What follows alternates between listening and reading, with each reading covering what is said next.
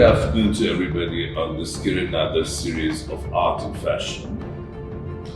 I'm going to talk about my exposure growing up and how art is such an important part of my life in fashion as an Indian, as an individual, and all the things that it does for me consciously and unconsciously.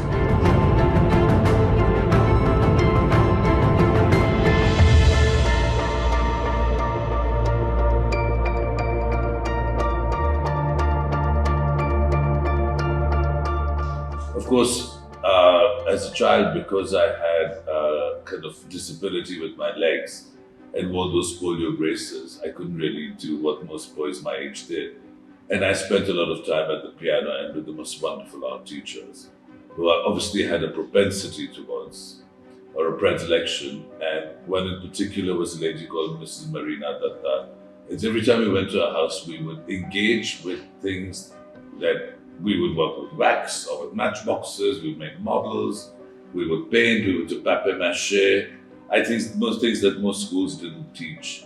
And because my mother herself was interested in art and would screamingly, scratch some money together to buy early Hussains and Akbar Padamsis and Krishan Khanna, grandfather bought while he was still a banker, about to the bank. I sort of grew up in homes where these things were not taken for granted, but they were very much part of the landscape. And in particular, Jaru Vakil Mango's house, who was my closest friend's mother, where every wall would have some spectacular piece of art. And the most eclectic mix of books, paintings, again, Hussain, Krishan Khanna, Beautiful Taib, Gaitonde, you name it. And then sometimes some European artists mixed with books, modern sculpture, old carpets, and it's really defined my style and what I think is beautiful. Moving on, we did a lot of art in school. I won the Best Artist Prize, and I was always asked, "What are you going to do? Where are you going to get in life drawing high fashion models?" And I said, "I don't care. I do it because I like it." It was kind of premonition that maybe one day I would design a lot in bridal. And of course, then, but like all good Indian boys, it was no question of going to art school. So I ended up first in India at St. Stephen's and then on to Vassar at UPenn. But everywhere I went, I did every elective in fine art or in those wonderful studios drawing of nude models. Or at that time, they used to take us to the Metropolitan Museum in New York. And that's when I really, really began to appreciate museums and all the treasures that they have inside. So no matter where I go, I'm always off the plane and into the city's biggest museums. And even something like the Metropolitan, which I've been to at least, let's say, 50 times, I'll revisit it with a new-eyed wonder each time I go in. So anyway, as in the course of my life as a designer, I'm going to illustrate a few things of how this art actually came to influence and seep unconsciously into the consciousness that created the things.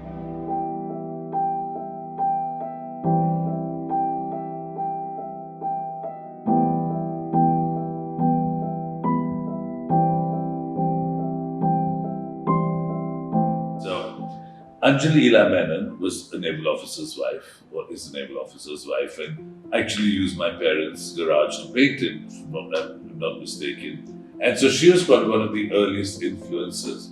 These beautiful, iconic, almost Renaissance. I mean, the thing that you see when you go to the icons. And I grew up looking at this incredibly faded patina, the colors, which were so Indian and yet so distinct. And my first shopping bags actually we had scanned these, and our first shopping bags came out of the backgrounds of Anjali Menon paintings, because to me, I love India, I love the color of mud and that texture, and to me that was exactly what defined what our earlier shopping bags looked like. And then they got the logo and everything.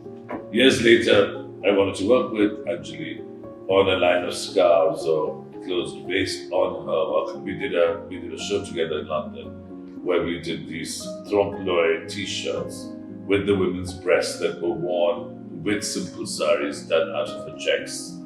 Sadly, that never came to fruition.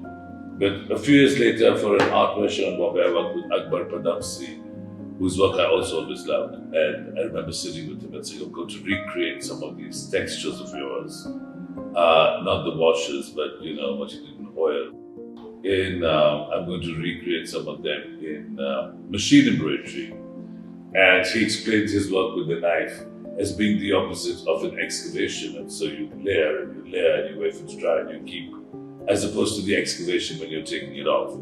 And that's what we did. This was for a show organized by Beena Kilachand, I'd say in the late 80s, early 90s. Moving on, I came up to Delhi, and I actually then had 2-3 amazing collaborations with artists.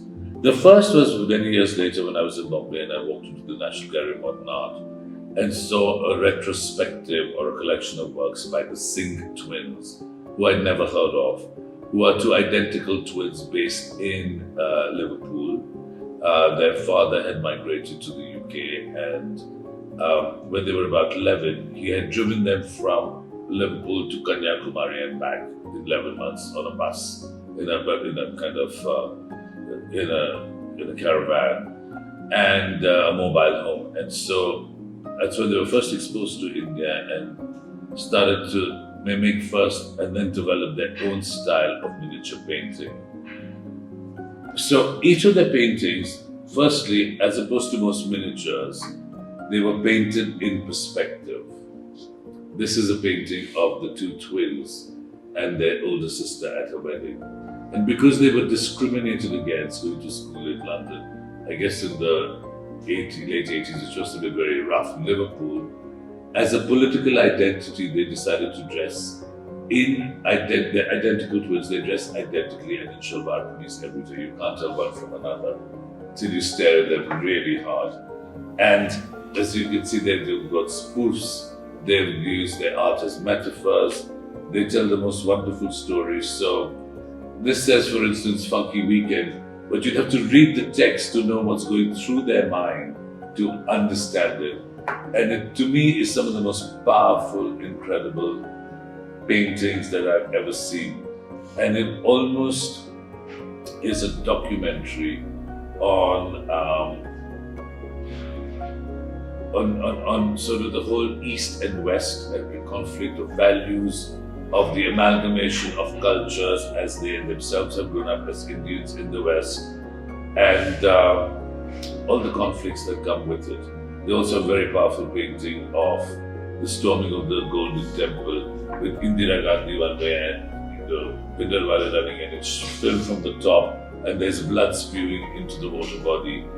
So it's very serious work, and it's painted with the precision of the Badshah Nama, if I remember correctly, which is painted with 1 or 2 hairs of a sable's brush. So after I saw their work and their patterns, I don't know how we somehow made contact, and we started to see each other when they came to India, and I paid them royalty to, for 1 season, not use their paintings as they were, but to cut them up and make my own collages, because I wasn't interested in so much figurative work. And from that, we developed our prints, for which we did a whole show. And we had the whole show hanging in these amazing panels.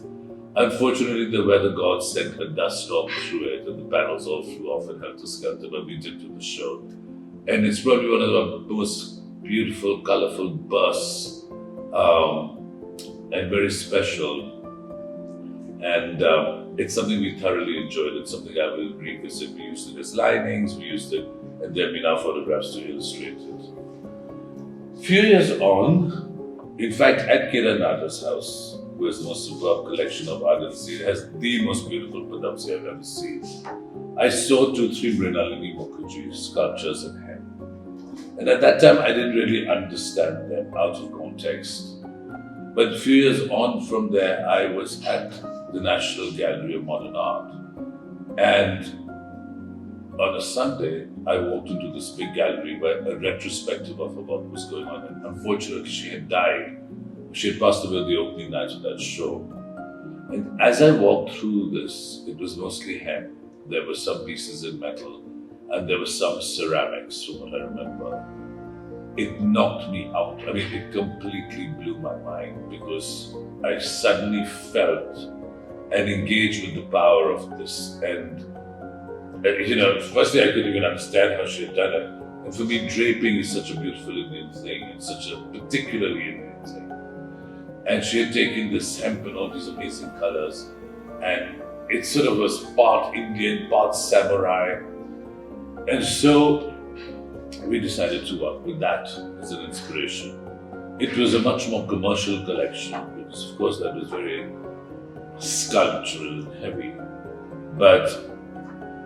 And I'm not even sure how much people got it, but I loved working with it.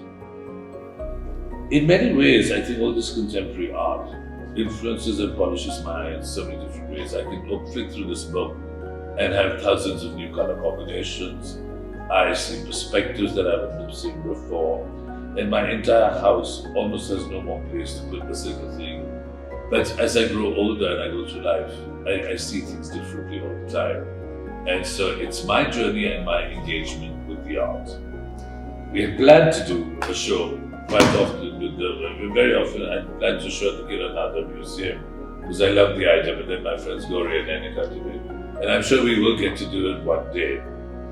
But I just want to say in conclusion that every time I look at something, I open this page, the black and white, with these beautiful, the ombre, the shading in colors that I would never see, which would never be worn. There's an adventure for me every day. Every time I open the book and look at a photograph.